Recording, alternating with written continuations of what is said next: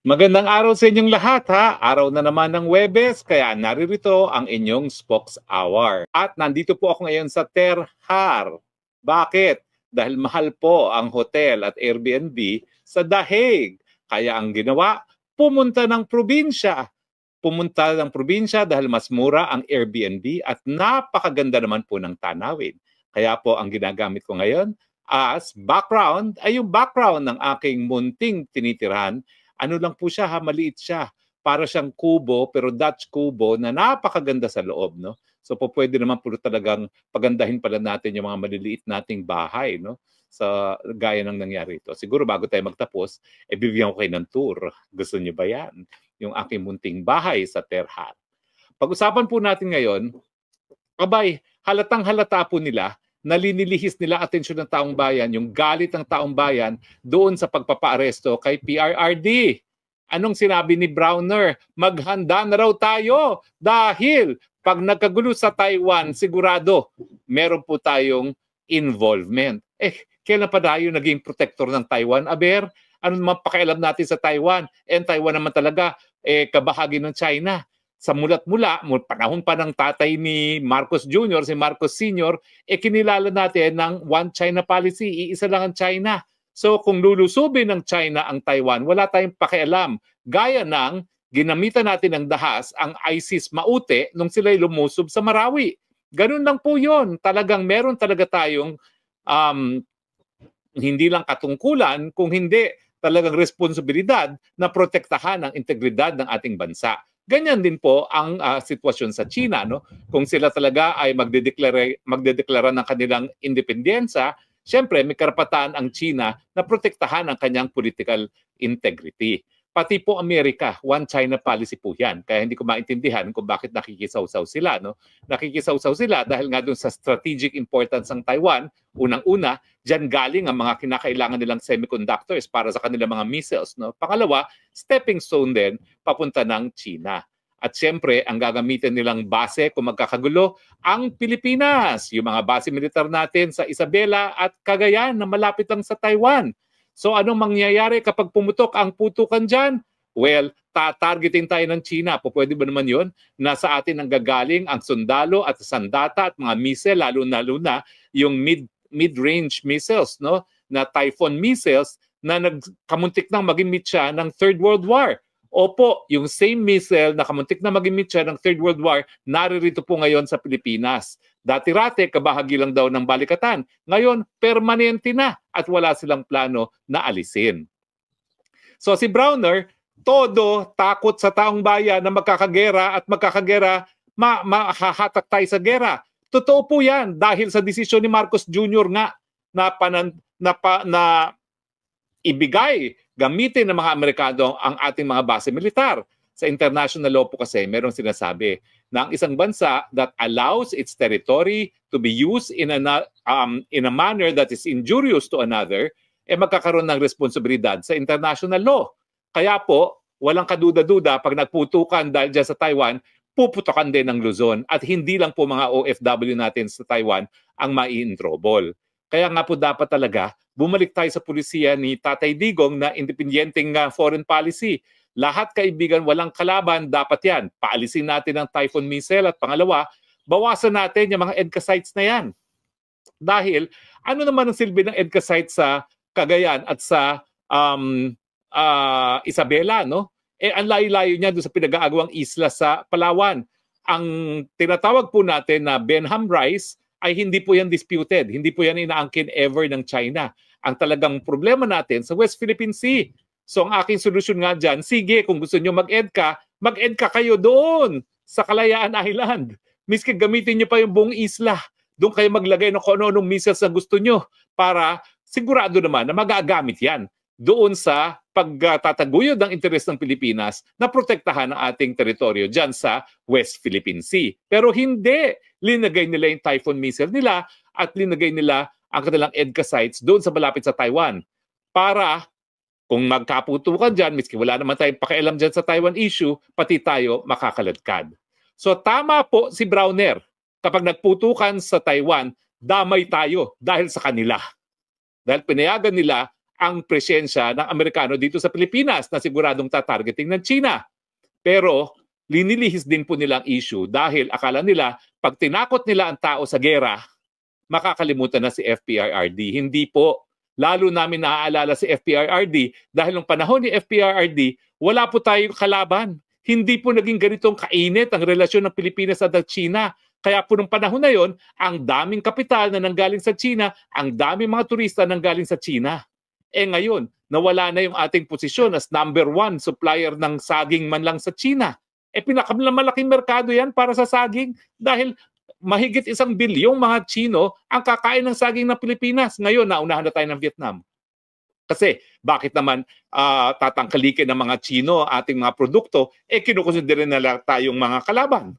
At kinukonsidera natin silang mga kalaban. Kaya nga, di ba, nag-issue na ng travel advisory ang mga Chino kasi nga, tinatarget ang mga Chino rito na pinasisinungalingan ng babae sa Malacanang, pero alam naman natin na pati yung mga estudyante sa Cagayan, tinatawag na ahente. Espiya daw ng China. In fact, nagsabi pa ang ating Secretary of National Defense na may batas ang China na lahat ng Chino ay espiya daw. Ano ba naman yan? Masyado namang xenophobia yan. OA na kayo. Paano tayo makikinabang sa bagong yaman ng China kung ikukonsidera nila natin silang mga kaaway? So, Browner, itigil na yung paglilihis ng issue. Ang issue pa rin, bakit nyo ibinigay ang ating FPIRD sa ICC bago pa man hingin ng ICC ang kooperasyon natin para maaresto si FPIRD? At bakit nyo diniretso sa dahig at hindi sumunod sa Rome Statute na dapat hinarap muna sa RTC para sa deportation proceedings or extradition proceedings pala, hindi deportation kundi extradition proceedings. Huwag ilihis ang issue. Hindi mawawala ang galit. Mga jutang ginamis nyo, ibalik nyo ang aming Presidente Rodrigo Roa Duterte. Maiba naman tayo. Abay, ang Hungary, isang miyembro ng European Union, isang European country, ay nag-anunsyo na, bibitiw na sila sa ICC. Alam niyo po, significant ito dahil ang ICC, ang nagbuo talaga niyan, mga Europeans. Yan po yung European Court dahil ang Amerika hindi naman kasapi dyan. No? At dahil ang mga bansang Africa ay dating mga colonies ng mga European countries, kaya naging miyembro ang African states.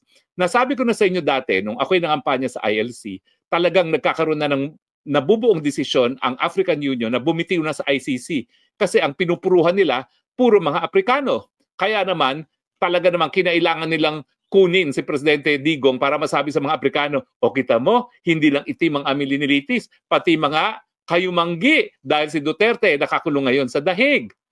Pero ang dahilan kung bakit umalis ang Hungary, kapareho rin ng dahilan kung bakit ang Amerika, ang China at ay Russia ay hindi kasapi. Kasi nga, bagamat ang intensyon ay ang ICC ay parang court of last resort para doon sa mga sitwasyon na maraming karumal-dumal na krimen na walang gumaganang hukuman o walang gobyerno para magbigay katarungan, ang ICC nagpupumilit. Miski gumagana yung mga hukuman, gaya ng hukuman ng Pilipinas, ayan, pinilit na kunin si Duterte. Bakit nga sila sabihin na hindi kayang litisin ng hukumang Pilipinas ang 43 murders? Samantalang ang Maguindanao Massacre case na isa ako sa private prosecutor, nasentensyahan ang 57 counts of murder. Diba? So malinaw po yan. Masyado ng feel ng ICC ang kanyang jurisdiction, ang tawag dito, overreach. Maski hindi dapat maghimasok dahil meron namang lokal na mga hukuma na po pwede maglitis ng kaso, pinipilit niya ang sarili niya. Bakit? Paano kasi ma-justify ang mga sweldo ng empleyado ng hukuma niya kasama ng mga maestrado at mga prosecutor kung wala silang kaso? In fact, isa yan sa pula ko ngayon sa ICC. Palibasa, wala na aktibong kaso, nag-aantay ng desisyon yung isang kaso at wala na silang masimulang kaso dahil wala naman silang mahuling mga respondents. Hayan, para ma-justify yung kanilang napakalaking budget, linilitis sila si Duterte miski wala namang jurisdiction na. Tama ba yon? Hindi! Ang aking prediction, dahil isang European country bumitiw na, ang susunod na bibitiw, kabubuan ng African Union. At pagkatapos niyan, isa-isa ng mga European countries ang bibitiw. Hanggang ang maiiwan na lang ay yung mga European colonial powers na laos na ngayon. Yung Espanya, ma-overtake na natin, no, pagdating sa progreso, no? Excuse me, no? Kaya lang naman sila naantala ating development dahil yung kanilang pamamaraan ng pamalakad nung sila ay colonial master natin, hindi nila dinevelop yung kalakalan. Ang kalakalan natin, limitado sa galleon trade. Hindi sila nagtanim ng mga cash crops. Alam niyo ba kung sino nagtanim ng mga cash crops? Mga Inglaterra pa, mga Ingles pa. Nung sa konting panahon na naging colony nila ang Pilipinas. Kaya yung mga haciendas ng tubuhan sa Iloilo, Negros, mga Ingles pong nagsimula niyan. Ang mga Espanyol, buhay tamad. Kaya tuloy, ang namana natin, siesta, mañana. Galing po Espanya yan. Kaya ngayon talaga, parang third world country ng Espanya. Mas masigla pang ekonomiya natin talaga, bagamat nandyan ang mga bangag na mga namumuno. Kaya anong mensahe? Goodbye ICC. Ang malupit dyan, kinulong pa nila si Presidente Duterte, samantalang alam nila na ang isang paa ng hukuman ay nandun na sa libingan. At habang nagpupumilit kayo na litisin ang gaya ni dating Presidente Rodrigo Roa Duterte na wala naman talaga kayong jurisdiction, lalo nyong binabaon ang korte sa libingan. Ako ayaw ko yan. Dahil ako talaga naniniwala pa rin. Yung mga sitwasyon na karumal-dumal na krimen, dapat may mapupuntahan ng biktima. Pero habang bukas sa mga lokal na hukuman, hindi dapat naghihimasok ang ICC. No, tignan natin ang mga comments. Ang daming mga comments. Teka, susubukan ko po lahat basahin yan, ha? Paano ba natin itataas itong mga comments, no? Para naman yung mga mas maagang comments ay mabasa natin. Dahil ngayon po, live tayo, titignan ko po kung paano ko mababasa yung mga komento. Well, ano kasi, no? Paano natin mababasa itong mga komento doon sa simula? Tignan natin, para hindi naman unfair doon sa mga nauna. Although ang dami mga komento, maraming salamat at ang dami pong nanonood ng live. Halos 10,000 pong nanonood ng live. Ang akin is boo kay Browner, warmongering dahil linilihis ang issue tungkol kay FPIRD. Yan pa rin pong issue at goodbye ICC. Okay. Si CG Hon, I like your, ang bilis naman yan. I like your nature background, Attorney Harry Roque. Si Junjun, idol attorney. Si Hani, si ano yan? Ako, nawala na. Pobreng Maligayang Vlog, Bangag Kasing Namumuno, Minda Gonzaga, hi po. Tama po, laban lang talaga. Angelica Bohol Gaviola, Duterte pa rin. Elizabeth Guerrero Pimentel, thank you for your time. Cocan Menyoza, Torre, ano yan? Hindi ko maintindihan yun. Dudes Casañera, I like your nature background. Tapos, Isyong Daisy, duda ko, attorney, nasa likod din si Lisa Marcos dito. May pattern na kasi. Okay, tingin ko naman totoo yan. Si Honey Chu, kawawa naman si Tatay Digong, Pilipino pa rin siya, nagsibisya sa bayan. Tapos si Danger Bas Demigad, hukuman na Pulos. Tamara Veduville Fax, may pag-asa pa ba makauwi si Tatay? Siyempre po, may pag-asa. At ako naman po, whether or not I'm counsel, hindi ako mananahimik hanggang hindi magawa yung dapat magawa para siya mapalaya. Pabalito Oronzo, hello Spokes, Tamara Vaudeville Fox, may ayun nga po. Tapos Sandra 44, good evening po. John Spea, nagtapang-tapangan. Si Ao Browner, Angelica Royal Gaviola, Bawal Bangag, Annalyn, watching from New Jersey. Maricel Barrio, Spokes, always following your update. Hip Hop TV, hi attorney. Yen Ralien, Agnes Habibol, paano naman Harry Roque, daming tanga ngayon sa Pilipinas. Minsan, minasan konnichiwa, ay bangag! Nelia Estudiante, matalino talaga si Attorney Roque. Thank you po. Ian Preglo, vote Duterte to 10 bundok, go bato, bonus, 3 PDP. At saka Gabay Party List, huwag niyong kakalimutan, Gabay Party List. Yan po magpapatupad ng tama ng universal healthcare, libreng gamot at libreng paggamot, magpapatupad ng libreng irigasyon, hindi lang dun sa 50% na meron ng irigasyon, kundi lahat ng ating kabukiran, at magpapatupad ng tamang libreng wifi at magsisimula, magtataguyod ng Freedom of Information at saka ng Whistleblower Act para lahat ng mga kurakot makulong na. Randolph Diaz de Francia, kailan po mamamatay si Marcos Jr.? Ikaw talaga? Only God knows, Randolph. Choo-choo train, managot si Martin Romualdez at BBM. Anti-corruption, kulong si General Torres Diwata. Gerald Ibe, makaiba, si Pinoy, si Bangag addict, si Pinoy, Mongoloid. Pinoy ako, watching from Hong Kong. Maria Fema Duterte, hello, ma'am, hello, nandito po ako, hindi ko iiwan ang iyong kamag-anak. Tapos meron pong isa, pera-pera lang ICC, Grace Yang, watching from Cleveland.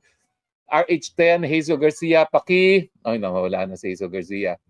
Ay, nawala na. Anyway, Bobby Ujungan, dapat ang cabinet member of cabinet, Jazz Mikiat, ano po ang chance na makalabas ng detention cell si Tatay Digo? Mataas po ang chance.